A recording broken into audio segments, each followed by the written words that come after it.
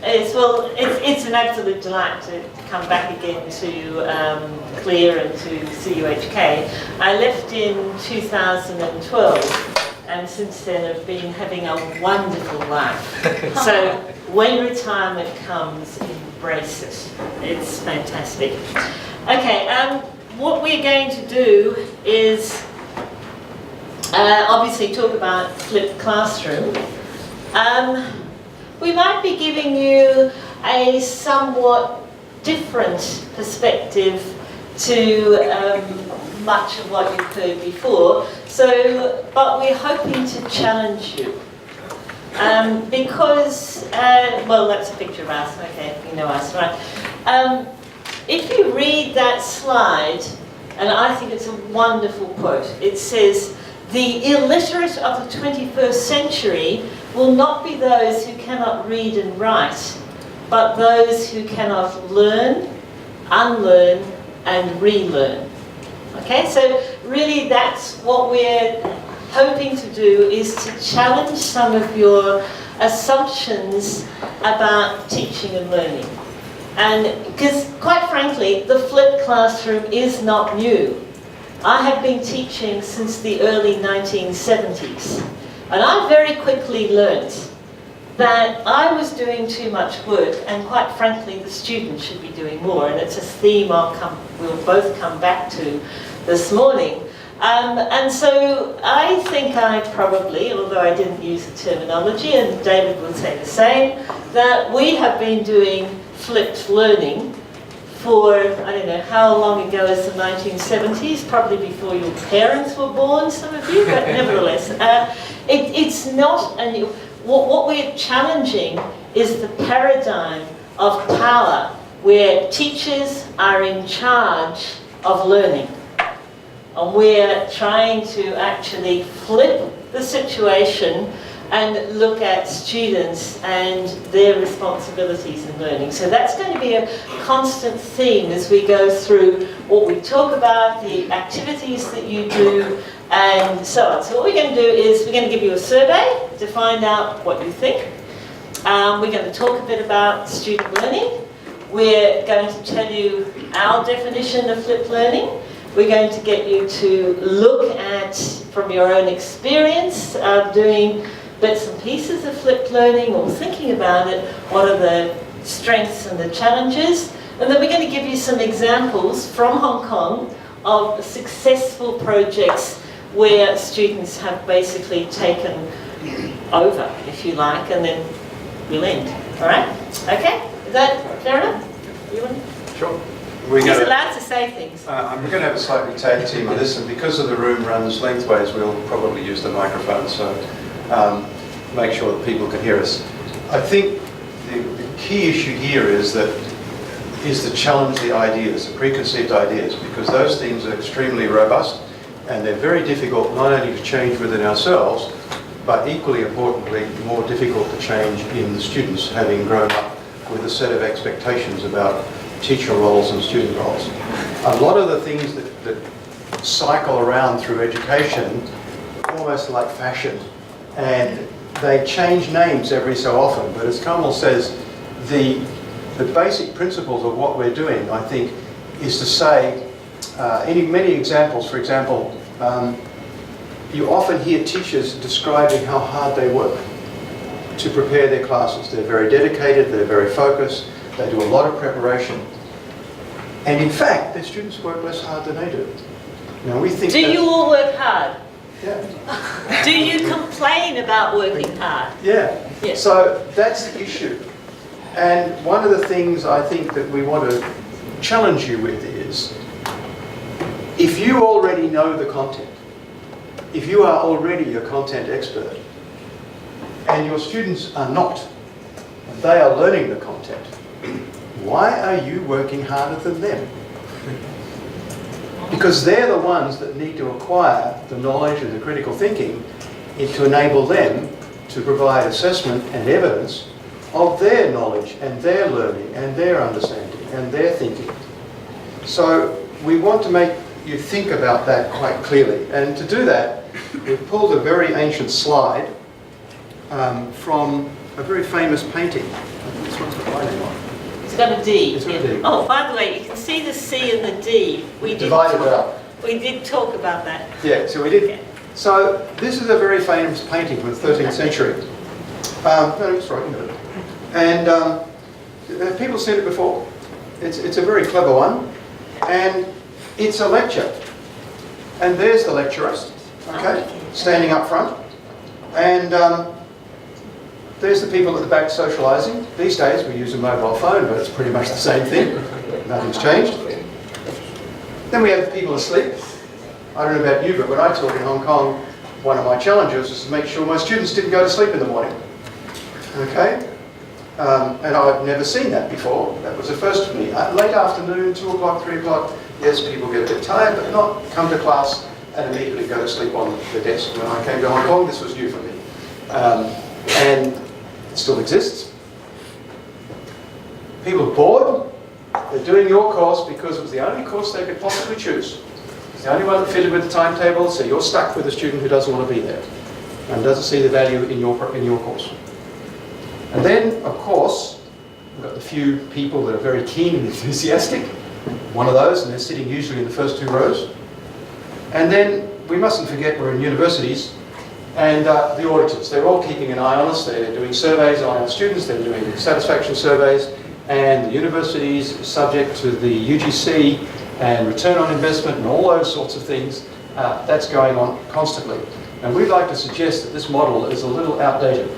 Well, I'd also like to suggest that as... now I've got one now. That's working? Yep. Yeah, okay. That as academic developers, we're failures.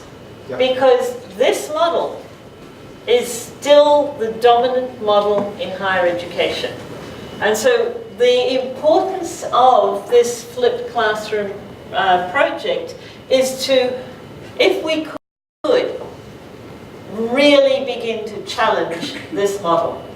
And I mean, the geography of classrooms mitigates against it as well as anything else. Let's look at some of your underlying perspectives on whether you're ready for flipped learning or not.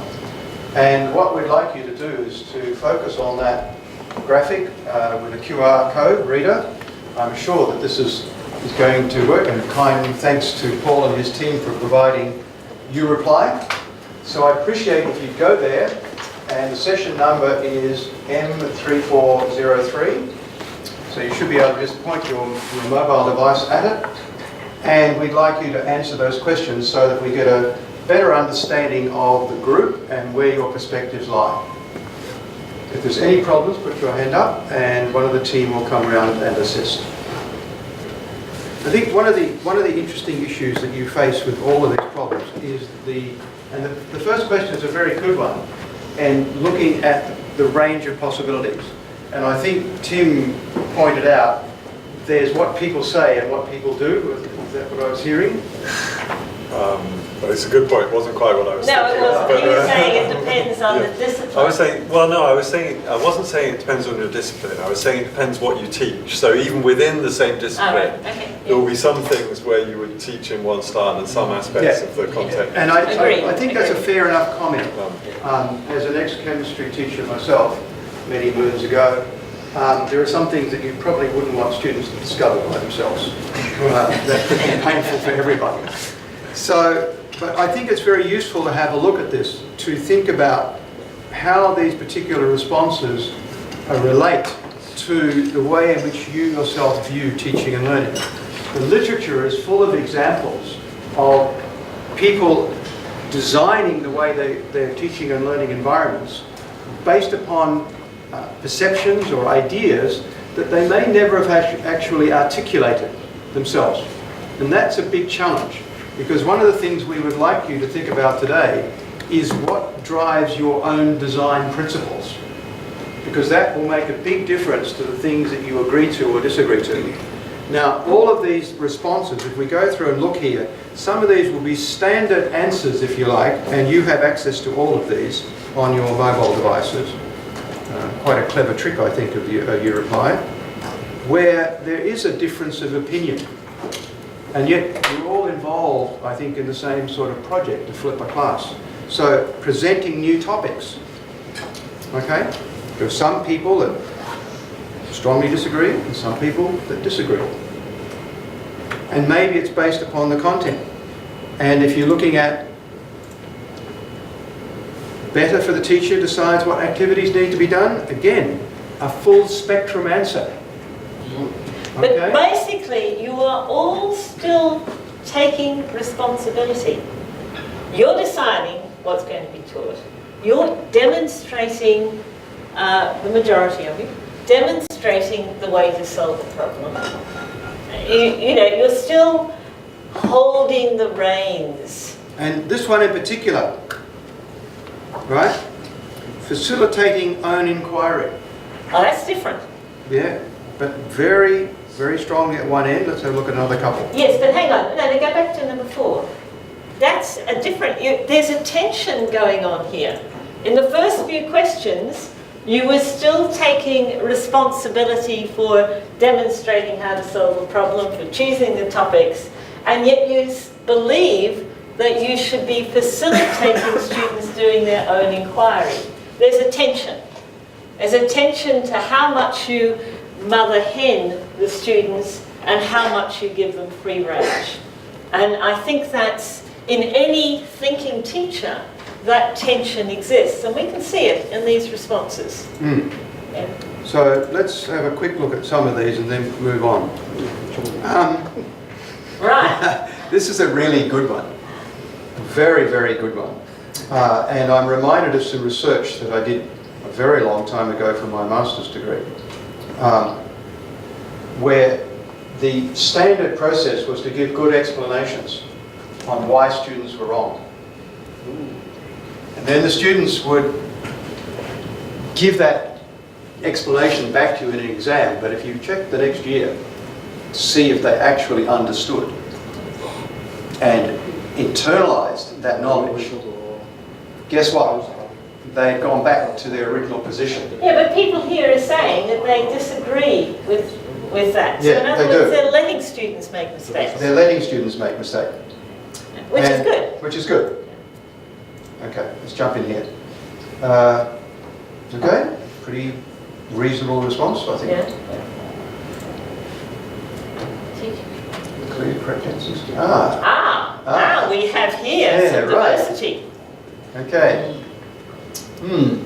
That one will be worth exploring when we look at different models of learning design. So in other words, to what extent, I mean, if you look at employer surveys, one of the things that employers universally, globally, complain about graduates is that they don't have problem-solving skills in a real-world situation.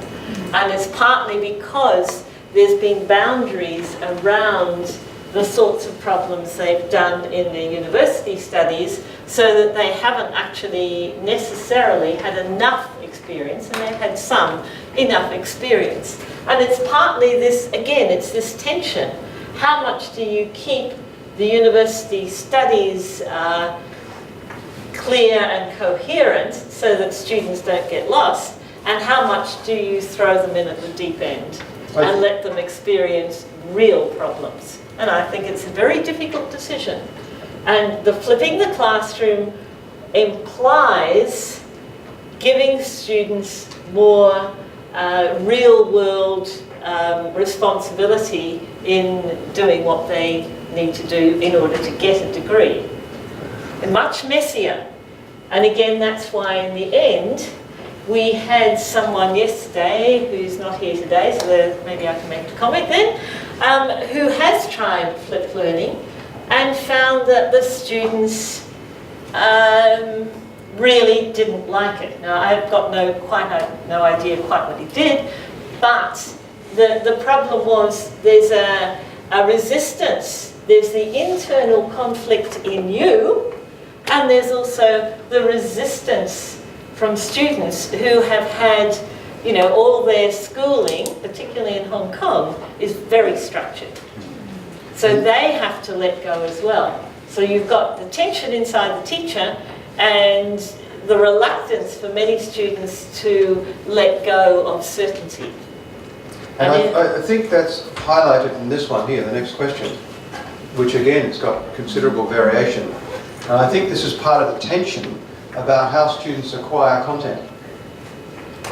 Whether it's delivered to them or it's acquired as part of a problem-solving process. And it is a serious tension because we are both, once upon a time, ex-chemists, and I think chemistry is a full, more than enough content for most lifetimes. But it depends how you acquire that content, in what context you acquire the content. And there will be strong opinions about having a basic working knowledge of a discipline in order to learn the discipline. But the question is, how do you get that basic knowledge? How do you acquire that knowledge? Do you have it delivered to you, like a pizza, right? Or do you construct it by making the dough? So there's a different perspective there I think it's worth thinking about. Let's have a quick look at number 9. I don't want to spend too much time on this. Strong agreement there, we won't spend too much time on that one. Aha! Another tension. This one, sitting on the fence. Yes. Neutral equals sitting on the fence.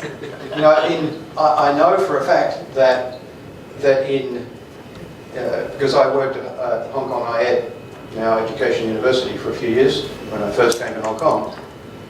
Teachers who allow their classes to get noisy will be frowned upon by the principal. They tour around. Okay, I see some nodding. Okay, but the level of noise may not necessarily indicate the quality of the learning that's taking place. And as soon as you allow students to have more power in the classroom, I think you'll find the noise will go up. And that's quite a significant change in the power dynamic on how much noise and the type of noise that's being made. And how you organise, a bit like David and I, who are constantly trying to organise who has the voice on a lot of things. You know, how do you get the rules of engagement in a classroom? In a traditional classroom, it's easy. The teacher has the role. But as soon as you allow more diversity, you need to have a more complex set of rules about how to allow students to have voice. Is it just when they're in groups? Do they have to put their hands up? You know, what are going to be the dynamics that go on? And that's why I think people were sitting on the fence. I think this one's really interesting because it relates specifically to assessment, right? If people are valuing thinking and learning more important than specific curriculum content, my question therefore arises, why are assessment tasks so content oriented? Okay, that's the key issue. You've got a conflict there, but running between those two. And we'll have more to say about that later. Can I just come in with, of course, thank you, darling. I remember one activity I did when I was here at Chinese U with a particular department where the students had complained bitterly about the amount of content in the exams. And so I got the whole department together and I said, well, you know, and everyone was saying, look, no, we require problem solving. It's, you know, I don't know what the students are saying.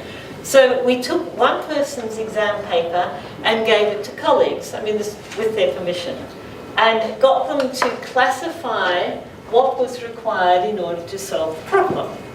And what we found was that by and large, the peers could recognise in other people's exam questions that they were basically content. And the person setting, so the image inside the mind of the exam setter was that the students were doing problem solving. But in reality they weren't. They were remembering learned processes. It was sort of algorithmic sort of process going on. And this sort of confrontation, if you like, where people were getting peer feedback on what they had actually produced, was a very, you know, it was a very interesting and in the end fruitful discussion about what constitutes a problem-solving exam question. So often we kid ourselves that the students are actually doing more. In order to get 50% on an exam paper, you do not have to think much. You have to remember a lot of stuff. So we may come back to that question a bit later. Okay. This one's pretty straightforward. Won't have much to say about that. Number 13. Well, I'm interested that at least one person seems to have indicated, or one or two people have indicated, that they don't think preparing is needed. Okay, maybe we'll come back to that later. Well, I'd love to know who it is. I won't know. And then, this I find fascinating, because real world problems are extraordinarily difficult. And a lot of courses are built around either case-based or, particularly in the medical fields, some of the engineering, business simulations, they are built around cases. But quite often what I've observed happen is it becomes an algorithmic formula that students have to follow, and they're not really problem solving. What they're doing is providing the information. Now, I have a classic example of working with computer science students at a non-Hong Kong university. And the students were expected to follow a formula whilst they were problem solving. And in fact, they didn't problem solve at all, because they were constrained by the artifacts they had to produce for their professor. So the real truth of problem solving, I think, is a very challenging one on making real problems. And the last one, great agreement there. I think there is strong evidence. I know it's upsetting as a long-time teacher, but often the students will get a much better and clearer understanding of concepts from each other than they will from you.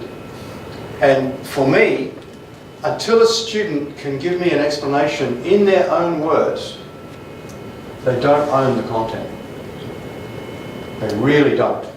So memorization, until they can articulate it, and it's a good enough answer in their own language and their own words, and it's acceptable, then they don't really own it. So let's jump to the next one, please. Okay. Any comments on that one? Because any comments from you on those responses? That's one of the reasons why teachers talk, you know. So we think that the answers to these questions have a lot of implications for pedagogy and learning design. And one of the things that we believe is that there's not really new pedagogies unless we've discovered a new human species floating around, or non-human species. That the knowledge of how human beings learn has been going on for a very, very long time. And as Carmel indicated earlier, we didn't call it flipped learning 30 years ago, but effectively that's Darling, what we it's were nearly doing. 50. Well, actually, we worked out between us in teaching, we have just under 90 years. So it sort of gives you a hint of the age. But I think we do believe is that some models of teaching... David, KS has a comment. Sorry. Is it because that it's easier to grade the content-based exam that we prefer to give them rather than the process or logic-based exam, which takes tremendous of time to grade, especially in a scientific discipline? Yes. Yes. I understand. I agree entirely with your point. And I'm a chemist too. right, and we will challenge that a bit later when it comes to the examples. Actually, in the graduate study rather than undergraduate study, the process-based learning is often the case for graduate students. Yes, okay, Yes. I'll accept that. I guess we are mostly talking about undergraduate, right? Okay. But even at undergraduate level, I disagree with the content-based sort of approach. I think you end up, I mean, I can still remember bits and pieces from my chemistry, but really the only thing I remember are some of the principles. I can't recite all the stuff that, I had a very good memory and I got a high distinction on every exam. So I'd read it the night before, reproduce it the next day, and so on. But that for me is not learning. I learnt my chemistry after I graduated. And that comes back to the comment that Carmel made earlier about what employers are looking for in terms of graduates. And a lot of the time they're not necessarily looking for deep and meaningful content knowledge. They're looking for a range of soft skills, so described, that allow them to apply that content knowledge, to use it in novel and interesting ways. And now the internet has fundamentally changed the value of information. Information is at your fingertips. Now, how many times a day do you Google something or other? So it's now no longer of the information is not of value. It's what you do with information that suddenly has value. So we've changed the dynamic. We need to keep moving. Oh, sorry. Okay. Now, I wanted, before Carmel takes over on this one here, you're sharing it out, you can see the C. I created this diagram because I was teaching at Hong Kong University. Yes, you have it on your... And you have the printout of it because you can't read this, it's too hard. And what I wanted to do at the time was I wanted my students to engage in learning design, but also to have a clear understanding of the pedagogies that they might be using in that learning design. And I'd given them a reading. And I know this will shock all of you, but not many of them read it, ever. Or if they did read it, they just skimmed it. Okay? So they had no real deep understanding. And then I remembered that all the research studies I'd read said that Hong Kong students, having come from a written language, which is extremely visual, they generally have better visual skills. So I thought, well, maybe I've made this an image diagrammatic and logical. Maybe that would help. Guess what? It did. They loved this sort of stuff. And then they were able to move beyond merely memorizing which theory said to do what, into actual learning design and understand why they were doing it that way and the implications for it. So this is taking advantage, if you like, of some of the skills that my students had. Your turn. Okay, thanks. The other reason that we put this slide up is that there is indeed a big body of knowledge about what we're basically talking about in the tension between an instructivist approach and a constructivist approach. And that tension resides within each of us. When people say, I'm a constructivist, I believe that students form their own ideas and that my job is to facilitate learning, that's considered the correct answer. But in reality, we have also got an instructivist side. It comes from the whole notion of a master-apprentice model. That, we've got experience. We've gone through the journey ourselves, and part of it is to, assist, but also perhaps to instruct.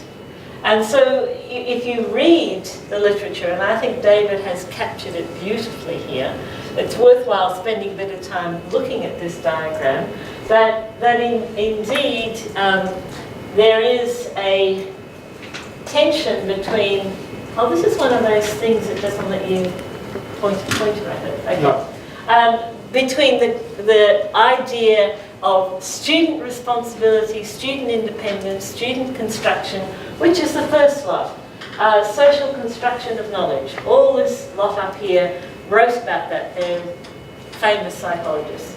But there are a number of people who are talking about information processing, about algorithmic ways of doing things, about training, the tension between the word training and education.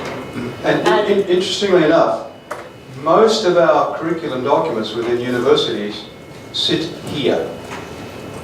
Divide and conquer, sequencing, hierarchies, and that's often at odds on what we're trying to achieve at the higher order learning outcomes. So, but I think, I agree with Tim's comment earlier, depends where you are, and we probably, as effective teachers, move between the environments.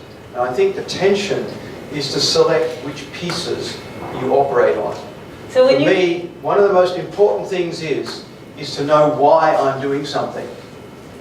You know, what principles am I making use of, and what, therefore, are my outcomes likely to be? So when you're writing learning outcomes, and you know, and I'm sure Clear still tells people to write them so that they're clear and succinct and can have a measure and all the rest of it, which tends to be down here. Whereas in reality, things like critical thinking, problem solving, ethical decision making, these are big global things that are the graduate attributes of the university. And in fact, when I was here, I don't know if it's changed yet, but there was a graduate attribute of Chinese university students that they should have good taste. Is that still in the mission statement of the university? Go have a look sometime. I used to argue with Professor Kenneth Young about this. You know, what on earth is good taste? How do we have that as part of undergraduate life? Anyway, so that, again, this is useful to think about. And I think there is a tension. And one of the reasons that maybe the teacher I was talking to yesterday had so much difficulty, perhaps he'd been too enthusiastically flipping his classroom, and the change was too dramatic. And yeah, so that I think there are elements of behaviorism, in other words, of instructivist approaches that will remain within a flipped classroom. So there will still be times at which you lecture. And when in Clear, I think we call them explanation segments. So you might be giving an instruction for 10 or 15 minutes, not for 50 in a class. I think that's important, is the basis of the time you're using and how you're using it. And also, you tend to move between these environments automatically because you are under constraints of your context. You have a certain amount of time, you have expectations from heads of department, from the institution you work in, and so it's logical to move between the environments, but having a clear understanding of why you're moving, we think is fundamental. So we better go to the next one. I've done it. Now, this, if you again are writing about your flipped classroom, and again, this is not my time for talking about the Scholarship of Teaching and Learning, but if you're doing innovation, you should be recording it, disseminating it, and that means writing about it. But the reference that I will tell you is really, like, it's an oldie but a goodie, is Diana Laurillard. If you just do Diana Laurillard, she works at the University College London. It's absolutely superb, logical, amazing work. So this is a book I think the first edition was in the 1990s, but the edition that referenced here is 2002. And she talks about a conversational framework. And one of the reasons that both of us have found teaching so rewarding is the fact that we keep learning through the process. So the notion that a teacher has a discussion with a student about various concepts. In the meantime, the student, who might be talking to other students, begins to actually have actions. And there's an intrapersonal cycle that goes on in learning. Learning is a conversation. It's a conversation between people, which is an interpersonal conversation, and it's a conversation within yourself, which is an intrapersonal conversation. And so students do things, they reflect on the interactions they've had, what they've read, what they've talked about, what they've done, and then they revise their learning strategies. That's what means by personal growth. That you do something, you read, you talk, you whatever, you do experiments, you collect data, and then you consciously think about what does that mean for the way I've learned. And so that should, this is the ideal situation, should go on inside every student. But teachers, you know, there will be, students will then give feedback to teachers. So they give feedback to you in two ways. One is through assessment. When you look at students' assessment, you get to see whether or not you've been successful in trying to assist them to learn. And then they also give you feedback in the dreaded course evaluation questionnaires. But by and large, you get a number of ways. You get feedback by whether they're attentive in class. So a lot of feedback. And so you begin to think about your own conception of learning design. So you know stuff, but learning design is how you design a learning environment to facilitate that learning with students. So you go through an intrapersonal dialogue with yourself where you revise, I might add, your understanding. I learnt chemistry when I had to teach chemistry. I had a first class honours degree, and I'm telling you, I knew nothing. But when I started to have conversations with students and they'd ask me all these difficult questions that I couldn't just, you know, regurgitate, then I began to think about chemistry a lot more. And so my understanding of everything I've taught has come through the process of thinking about the feedback I get from students and then revising not only my own conceptual understanding, but my conception of how to design a learning environment. Now, all of this is, I think, jolly good stuff. And what needs to be happen in, I think, all classrooms, whether you call them flipped or not, is that there's this intrapersonal dialogue with teachers, and it should be conscious. In other words, you know, every now and again you should be thinking, you know, am I really doing this the best way? And there's also a conversation within students. And then you have conversations outside them. It's a beautiful framework. And the red fluffies are just ways in which technology and various things can facilitate it. And I won't go into that at the moment. But I recommend, if you're thinking about writing and thinking about designing, Diana's work is fantastic. Okay, off you go. Right. I think one of the key issues there is about workload and who does what in terms of some of those conversations and resetting those strategies. And I think that's a very important one, because the flipped learning, we all agree, I think, that it requires focus on the student experience. Now the question is, who generates that experience? Where does that input come from? And a lot of it, all the literature says this, and our experience says that getting students to take the responsibility means a transfer of power and authority away from the teacher to the students. And that's very scary from a number of perspectives. Okay? First of all, the loss of control from the professor's perspective, and also the confusion that's likely for students if it's suddenly dumped upon them. My experience in such things in Hong Kong is that, and elsewhere, is you have to be a little gentle in making this transition. That you don't simply walk into a class and suddenly announce that you're doing things completely differently. And you may approach it in an incremental manner, because it does take time for students to engage.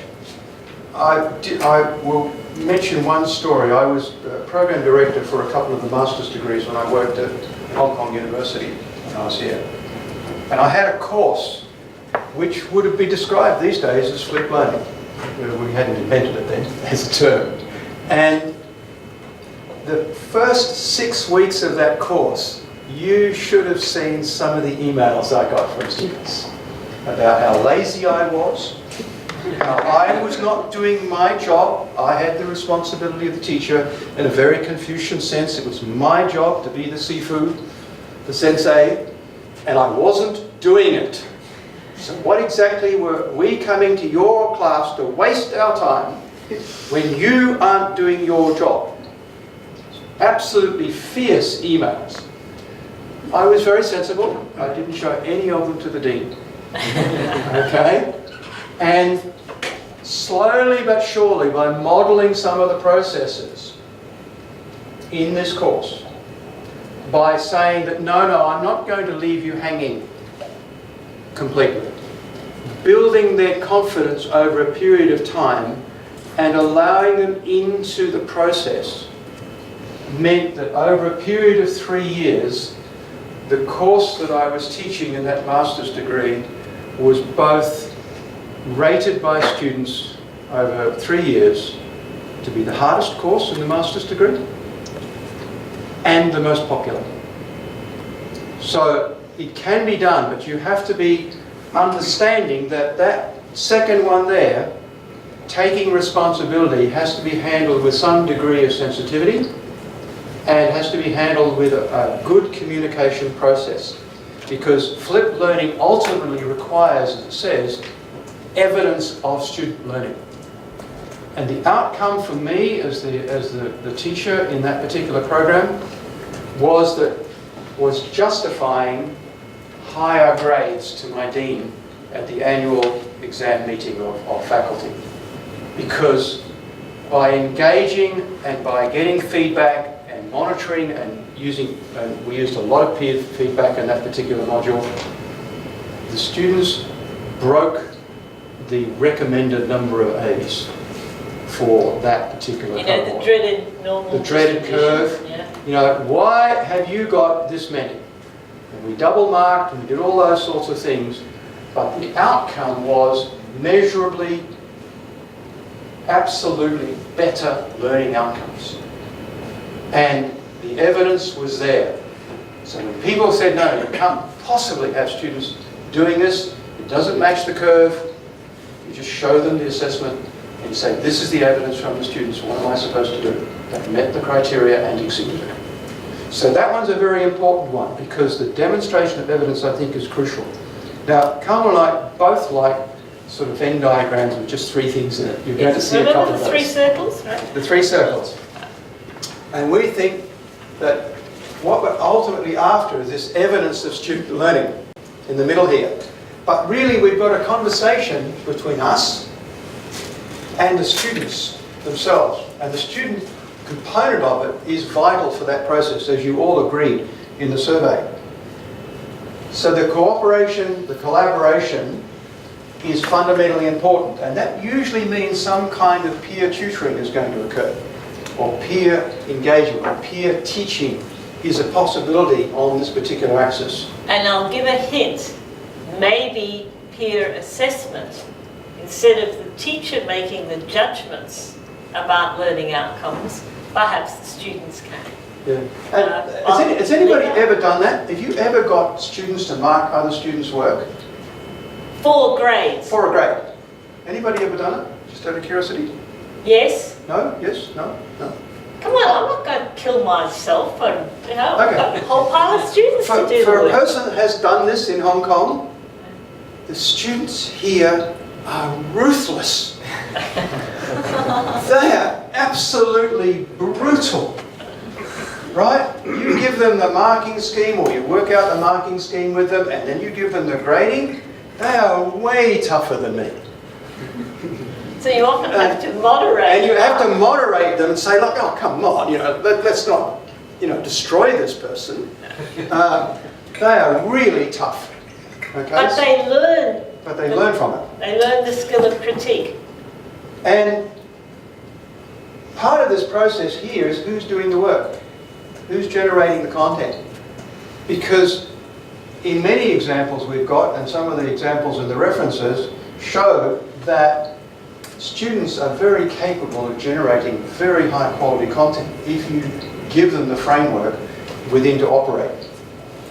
So, your turn. Oh, okay, right. So what does it follow? And this is a mantra of mine that, I will say that it's not primarily a focus on technology. We haven't used the word technology before. We did use technology in the U-Reply system. So I'm not saying you don't use technology, but the focus is on the learning design. It's on the learning tasks, it's on the assessment, it's on who has responsibility for what. And so the technology comes in, the apps and the tools and the whatever, come in to facilitate the process. And there are lots of good technology around. But I, as an editor of a journal, when I get papers in which is, you know, this is the best app around for, I groan and flick it back. Because that's not what I'm interested in let's say, and I have been an editor of EdTech type publications, and that's not what I'm interested in. I'm interested in the learning design and how you use that technology to facilitate the sorts of conversations and activities that we're talking about. And I think that's a really important lesson for some of the work that's happening in Hong Kong. I'm saying that to Ronnie too. You've heard that one now, haven't you? Yep, good, good, good, good, good. Now, that also though, one of the consequences of this is that you need to have some individualization of assessment tasks. That a one-size-fits-all, an exam that covers everything, is problematic. It's another of these tensions between the workload, the official curriculum, and how you're going to get evidence of student learning. I like case-based sort of learning in a broad sense. Students doing projects, producing reports, working together, and so on. Now, I am not saying you don't want some exams which are about some principles and concepts in a discipline. Now, again, I think I'm definitely not saying that, but I am saying that there's leeway in terms of how you get evidence of student learning. And it is perfectly acceptable for students to show the evidence of learning outcomes in different ways. And so, yes, time, and so therefore, and David's already said this, it takes time. There's a piece of literature called the J-curve. You can Google it. It's about the rise and fall of empires in reality. But the J-curve happens. When you innovate, there are always problems. So you have to be reasonably careful and persevere in order to get through all of this discussion and change in roles that go on. Who's familiar with the Gartner hype cycles and curves? Gartner? No? Yes? Few people must be. Yeah. Google it sometime. Gartner publishes all these things on technologies and turning. They all go through these peaks of massive expectation, oh, yes. you know, climbs up the mountain, and then people realize it's not as simple, maybe not as straightforward, and things crash. And then as the industry or the idea gets more mature, it then, if it survives, it then advances and grows and becomes the norm. Right. Now, we've got a task for you to do. Pretty straightforward stuff. It's a SWOT analysis, and you have 4 colours. Now, we just have to agree which colour is which. Oh, yes. Because people have done SWOT analysis before, yes? Strengths, weaknesses, opportunities, threats. Okay. Yeah. On each desk, there are a number of coloured okay, strengths stickies. Can be pink. Pink, really? Yes. Girly day. Weaknesses. No, yellow. So opportunities are blue and threats are orange. Danger. Well, look, we've already got one orange threat in the world, so we'll make that one a threat, okay? Oh, no political comments. Right. You can all work out what that means, right? The orange threat? Be quiet. All right, now, what we would like you to do is to think about your own teaching. how many of you would say that you're now engaged in flipped learning? Yeah, a number of you are. Right. Okay, so you reflect on your experience. Those of you who are thinking about it, because presumably by coming here you're thinking about it, I would think about what we've said about the tensions and so on. What do you think are going to be the strengths of making that investment? Because all innovation is an investment. You will have to invest time and energy in it. So what are the strengths of that? What are the weaknesses? What are the opportunities it may give you? And there are a number of them. I'll be interested to see what you say there. And what are the threats? What are the dangers that will come? All right? So when you get your stickies, and you write on them, obviously, then go and just plop them on the walls, wherever. And after we've got enough up on the walls, we'll ask people to circulate round, because it will get you to stand up for a start, and look at the sorts of things that people are saying. While they're writing, I'll put up a few of these so we don't end up 2 minutes. Or do you want each day? No. You can do it together if you want to, or you can do it individually. I allow for individualisation of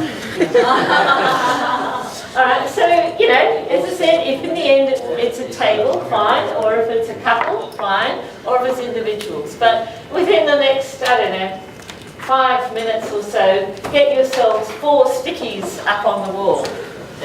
Okay. Everybody clear on the task? So, thank you everyone.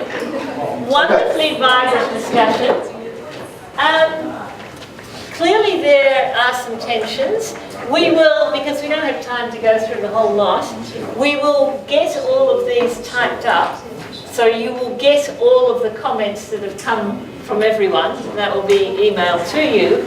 But, maybe we'll just both have a bit of a comment on some of them. I'll talk about the strengths, me being the positive one. I'll let David deal with the negative one. Okay. The students will get a better understanding. They'll become, have more flexibility in managing their time. There'll be more interaction. There'll be more interesting and engaging activities, so on and so forth. A lot of positive stuff going on here, and that's nice. I'm glad to see that that's as true as both. However, there are some tensions. Okay. I think one of the tensions that comes up very, very clearly in a couple of these is that a good example here is that thinking about the learning environment as isolated instances, a piece of video, a discussion group, right? When in fact, good learning design means you're looking at the entire learning environment and the kinds of activities, the kinds of resources that are going to be put in place for those. So any individual item taken in isolation might be perceived as a threat or a weakness. But in reality, what you should be doing, I think, is looking at the entire environment. And I think one of the challenges, okay, is the communication with students in what you're trying to achieve.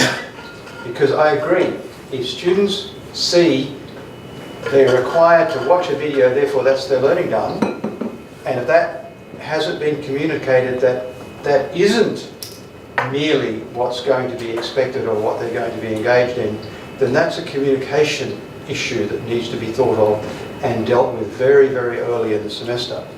And the second one here, looking at the opportunities, I think this is a very interesting one about competencies and intelligence. It's one I've not seen too often. I think one of the challenges we've faced, it's certainly changed in our experience, is we now take a lot greater variety of students into university. In Hong Kong, is it still 18% that are funded by the UGC? Have a look at the cartoon, folks. Give or take, 18%? Yeah. I have to, 18, around 18? More or less. More or less, yeah, okay. You guys are living in the lap of luxury. It's dream time. 18%. the top 18% go to any other country, Western country, UK, US, Australia, they're taking down to the 60% mark. So you guys are just so privileged to have such a smart cohort in your institutions. However, there is diversity. But the diversity needs to be dealt with. And that's part of the learning design. So I still remember a case from a very long time ago. Some of my more academic students weren't interested in engaging. They were quite selfish. They were very successful in their past. They'd gone through primary school and high school. They'd been very successful. When they started to try and work, i.e. all the soft skills that our employers and our graduates go to employers that our employers like, they were really lacking. And so helping them understand that is really important too. Okay, so we'll move on because we want to give the two examples. Okay, the two examples we want to give is that there has been this discussion about lectures. I'm suggesting that you might like to cut some of your lectures. I think that in general we would say that classroom activity needs activity and workshops and stuff and explanation segments. Alright, so probably not lectures, and you may wish to give some lectures. Remember, your learning design is thinking about the total student experience for the entire course. So there might be some bits of lectures, but the one I want to talk about is the bits that aren't lectures. And the example I want to give goes back a long time, and Paul will remember this. This is an example from CityU, a very effective learning design. I think it is just fantastic. And I have adapted that learning design with colleagues in a number of different countries. The idea is that you put the students into two groups. There's a purple group and a green group. And there is, and this was an example in investment banking, but it can be in any discipline. Every discipline has genuine, real-life problems, or else it shouldn't be a discipline. And you can work out scenarios to go with those problems. So that's what a case is. It's just simply a scenario around a genuine, real-life problem. So the purple group are actually the active students who are going to produce the report on the case. And the green group are going to give them feedback and are going to assess them. Right? So they start in, and stage one is warming up, where the purple group go off to the library, read the materials, have some discussions, and they identify the key issues, maybe create some hypotheses, think about what they need to do, and they write this up. And the purple group do that, and the green group give them some feedback. Because the green group have to read the case materials as well, but they're acting as reviewers rather than doing the assessment, okay? So they give them some feedback, and the purple group say, oh yeah, okay. And they go into the next stage, which is digging in, finding more resources or doing some field work or whatever is required, and write that up, and again, they get feedback. So they're getting feedback so far on 2 draft sections of their final report. And then they finally work it out and come up with a solution or a survey or report or whatever it is. That's the final answer to the question in the case. And at that point, they get some feedback from the green group, who will also do 2 things. One will give them feedback on their observations of how the whole process worked and give them a tentative mark. Now that is moderated, and it's moderated to what extent by the teacher. So what we've had is a situation of peer review, peer teaching, and peer assessment. All right, going on. So it's a lot easier for a teacher to moderate an assignment to check that, have a look at it and look at the feedback and, you know, if you like, validate, or as David says, students can sometimes be a little bit tough, moderate the mark and so on. Then, and this is the thing that makes this a great learning design, they switch roles. The green group become purple and the purple group become green. So they go through another cycle with a different case. And the notion is, and they may not be back to back, there might be one early in the semester and one late in the semester, you know, it depends on how you want to work it out. But in the end, by the end of the course, the students have had a rich amount of feedback as they've tried to go through a problem-solving process without a huge investment on the part of the teacher. They've learned how to accept feedback, and they've learned... The Queensland chemistry might be a good example Yes. of a large class here. Well, and this is not dependent on class size, because I've helped colleagues at the University of Queensland do this with first year chemistry where there were 1,500 students. So because you set up these little groups, and the groups work and give each other feedback. They can give each other feedback online, they can do it in the cafeteria, it depends on what the context is. It's a beautiful way for students to develop the skills, get feedback on problem solving, get feedback on their writing, but also learn how to give critique and receive critique. They also then, give, there's intra group marking to stop freeloading, all that sort of stuff. It is a lovely model. Now, you can do this on a mini scale, or you can do it as we did in Queensland on a quite extensive long-term scale. It is a lovely learning design. It's my favourite. Okay, all right. And again, diversity. So, as I'll say to you at this point, who does the work? Now, again, when I was here at CLEAR, there's been a lot of work done at Chinese U with students doing the work. It's not just us coming from outside. That we have a number of publications in pharmacy and in, I can't remember what the other one was, where students have actually had as an assignment to develop case materials. That's their assignment. When I was a teacher, I got my students to write the exam questions. That was one of their assignments, was to write higher order exam questions, and then I would select from the exam questions that students wrote the questions that I used in the exam. I didn't write the questions. I said, if you've done this course, you tell me what it is that ought to be the end point of your learning. And it was great. The exams were actually harder. There were no soft options in my exams because the students' questions were hard. Ruthless. Oh yeah, I'm ruthless.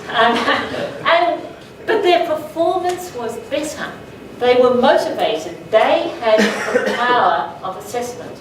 And they would sit round, because I'd give them all of the exam questions that had been handed in to me. There might be like 200 questions, because I had big classes. And I'd say, I'll pick the questions out of this lot. And they'd sit round in study groups and argue and talk about it. And I just Let me give you another example. Anybody from business here? AACSB accreditation, business. They use a lot of rubrics. Anybody has to produce rubrics for their courses, right? Who writes them? Exactly. May I suggest you're working too hard?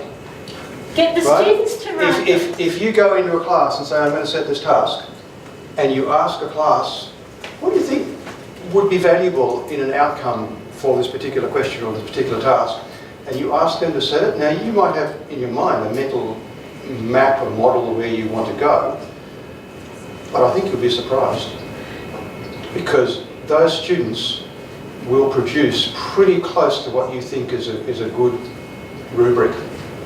Don't underestimate them. That might be where you start. Yeah. You might start with that in one semester. And you know, then- if they miss something that you want to include, then you simply say, well, what about? What do you think? When the students themselves have created the rubric to do the grading, no complaints. They can't complain. They're the ones who set the standard for the nature of the rubric. What did it cost you? Well, probably you might have had to type it up because you do it up on a whiteboard or something like that. But you have total agreement, and they have responsibility for the way in which they're going to be assessed, because they said these things are important. And I assure you, it's a bit like, you can't underestimate. You ever seen small children going past the counter on the way out of a parking shop or something? You notice they make value judgments all the time from about this high. Okay, so by the time you get to them in university, they're What's very a parking capable shop of making gonna those do? judgments. Right? What's the parking shop going to do? Because they're making value judgments about which lolly they want, which Oh, piece of right. chocolate they want. Oh. They're evaluating which ones they like the most, which ones they think are the best. They already are evaluators at primary school. So by the time they get to you, they know what good learning looks like. They know what good assessment looks like. They know what the standards are. And as I said to you, if you get students to grade work, you'll find that generally they're tougher than you are. Yes. Okay, and the next example. Okay. We're running out of time, and you do want to... I want to give the last example. This is work that came out of a GRF when I was at Lingnan University, so it's very Hong Kong centred. Our particular learning problem was that the students knew their grammar really well, and it was a requirement of the graduate attributes in terms of English language skills, but they really weren't proficient. It was just awful. So what we did was we decided that we tried to change, to give that variety we keep talking about in terms of assessment. So the broad nature of assessment was similar, but pretty much everybody did something slightly different. But you had a set of criteria, rubrics if you like, for looking at that. So you had things like getting evidence, and therefore we had multiple ways of gathering evidence. So in the sciences, that might involve fieldwork. And you've got these things called mobile phones, which are astonishing. And you've got apps that can take out in the field and answer questions. Talk to Paul about it. Okay, he's got a mobile version of UReply. And then you've got evidence, where you've got people uploading evidence. Now, one of the challenges, I think, in managing your own workload, I don't know, if you have 3 items and you've got 50 people in your class, that's 150 documents you have to open. You've got to download it to your computer, you've got to open it, you've got to pull it out of the learning management system or something like that. That's a very significant chunk of time. We used a system where we could just put it up and just go to the web page and see the lot. So that killed a lot of So in work. other words, a good design for an e-portfolio is Yeah. an example of technology facilitating Yeah. the So we process. were looking for a way to reduce workload and to allow a certain amount of customization in assessment so that students could produce the evidence of what they've done in a meaningful manner that was straightforward for people to assess. And using an e-portfolio gives you tremendous possibilities for the kinds of artifacts that you can allow for assessment. Everything from writing, reflection, evaluation, artifacts themselves, fieldwork that gets incorporated, academic scholarship referencing, all of those things can be brought in. And because there's a system here at Chinese U and other institutions that you can use like this, you can have feedback, which can be both peer feedback and also moderated by you as their teacher. And the idea is to try and create a little bit of student creativity in the opportunity for assessment. I think one of the things that we do badly in institutions is because we try a one-size-fits-all. I don't know about you, but I used to get bored to tears marking the same essay over and over again, or marking the same practice over and over again, because they all basically said the same thing. They all chatted to each other in the coffee shop or wherever, and there was no creativity, and yet that's one of the graduate attributes that you're supposed to gather evidence for. So this was English language. This was English language. So the instruction to students was, show us that you are competent in English language. And So- show so us in a way, using multiple media, to demonstrate it. And so one of the things was, we had to set the expectations earlier, and I mentioned this earlier, that quite often in a flipped approach, you shift a lot of the workload to the front. The first 2 weeks, 3 weeks for you become quite busy. But you gain that back again at the end. There's a reference at the end of the paper to this work. So you need to model feedback. And I think I've said here, clever feedback.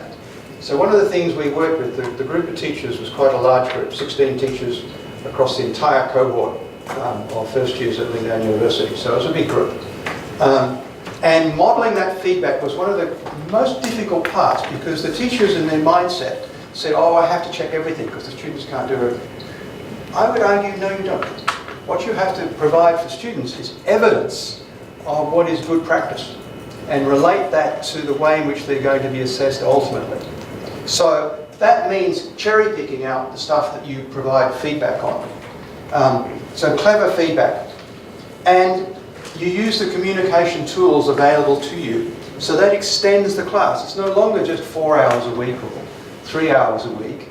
It's that time that you might use productively in class, but also the extension of the communication between students and between you and the students outside those periods. And one of the things I think needs to happen, we were talking about 3-hour teaching slots in one of the groups, is that you need to produce evidence that the students are still engaged in a learning process for the required amount of time that is allocated for that course.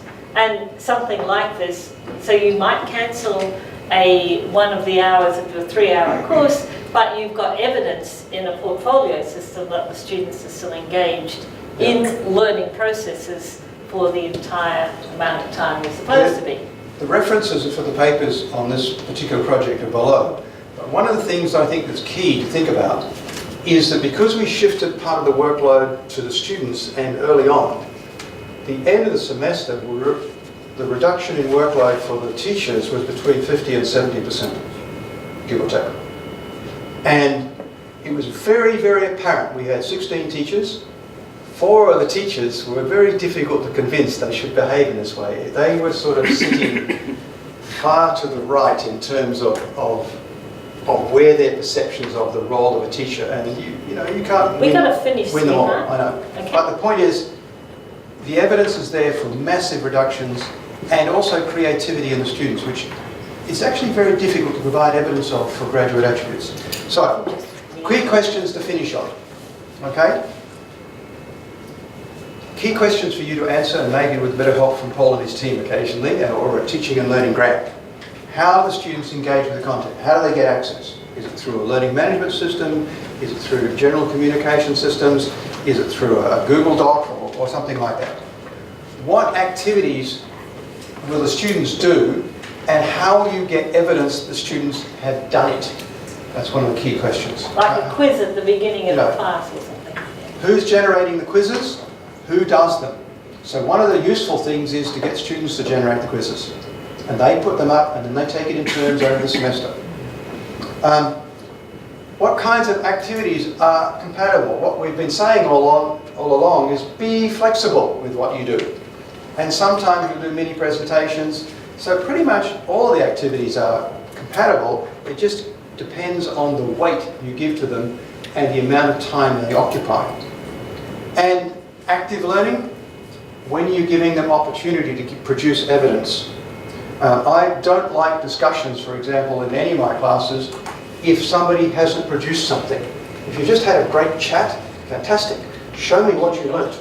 That means usually some kind of written evidence or some kind of diagrammatic evidence, but it's something articulated. It's not just sitting in somebody's head. And how you gather evidence. That's where some of the technology becomes really handy, because then the technology can gather that evidence for you, particularly in something like Blackboard and what have you. And I think one of the things that's very important is generally expected, all universities have a ratio between in-class time and expected out-of-class time. I did some research at Lingnan, and we found that the students getting A's never spent more than 1 to 1.5. Most universities say 1 hour class time and 2 hours outside class time. But we found that students could get quite decent grades and GPAs if they worked a minimum of at least 1.5 to about 1.7 hours. If they worked less than that, certainly not 1-to-1, they were all getting GPAs that were almost failing. So that extension of communication and engagement outside class time is crucial. Okay. And this is a very important one, the last one to close on, the post-class. have you really got the evidence of the learning outcomes? And that's why you've got to look at designing flipped classes in a holistic manner. If you don't, then you end up with learning outcomes for which you really don't have good evidence that the students have got there. So you need to write the front end with an understanding of what you're looking at the end to generate that evidence. And one of the things we've both experienced over the years, because I've worked in medicine, and business, engineering, computer science, English language, is people writing outcomes for which it's impossible to generate meaningful student evidence within a 12 or 14-week period. So again, this is one of your tensions. Your tensions are graduate attributes. Critical thinking, problem solving, holistic, environmental awareness, blah, blah. But in the end, there has to be a logical relationship between the constrained learning outcomes of a particular course that you hope will lead to the development. I mean, that's what the notion of a program is. A program is not just a collection of isolated courses. It's meant to have a logical development that where each of these little bits in a course contributes to, if you like, the greater learning outcomes which are closer to graduate attributes. And I think that's part of the discussions within the department. One of the things we discovered in the first round of quality framework stuff by the UGC was quite often teachers in a department didn't know what anybody else did. They had no sense of a program being a program and their piece contributing to the overall running of that program. Which is why, and this, I've got to have the last say. Of course. Yeah, right. Always allow the wife to have the last say. Yes, you learn something like that. Which is why, if you try and do too much too soon, you will suffer. You will, students will be confused, and you'll get low teaching evaluations and all that stuff. But in reality, you'll have the problem of what's called the Lone Ranger syndrome. Because you're an isolated experience that's not repeated in any other course, then students don't get the learning benefits. Which is why when you think about flipped learning, you might try some of these strategies in a modest way initially, but if you're really going to change the way in which you teach, it's something that is a departmental matter. And so your experience of your modest innovations is something that I would say needs to be carefully documented, recorded, and is treated in a sense like research. The scholarship of teaching and learning is important. Just to close, one of the things okay. we printed So you can have is the this last little one here. Well, no, we go to people, we should mention it. Is that these pieces come from a more complete diagram that looks more holistically on one page of the process. And it's worthwhile looking at to see which of these elements you have some control over, and which elements you think you need to have discussions with your colleagues, your head of department, your program leader about achieving. And as Carl said, you can't do everything at once, and neither should you in a single course, because the course is part of the program, and the program should contribute to the overall graduate attributes. At Okay. that moment, we'll leave you with the elephants. Yes, we're living, but remember the elephants are reflection. We'll have the last word. And so I'm going to give you only just 30 seconds because I want you to have one thought. And I'll make it an intra-personal dialogue. What is it, as a result of the last couple of hours, that you will do? Will you actually perhaps read some of the references that we looked at? No, you won't. Good, I expected that. You've got all of them there, impeccably edited. But what will you do as a result of this experience? Because most of you are thinking about flipped learning. What's your next step in thinking? So as you leave, continue that intrapersonal dialogue and make a decision to do something. We've been talking about activity and evidence of change, and we're hopeful that indeed this is what will happen as a result of one morning cannot create a fundamental change, but it might have a few glimmers that go into it. Thank you. Thank you very much.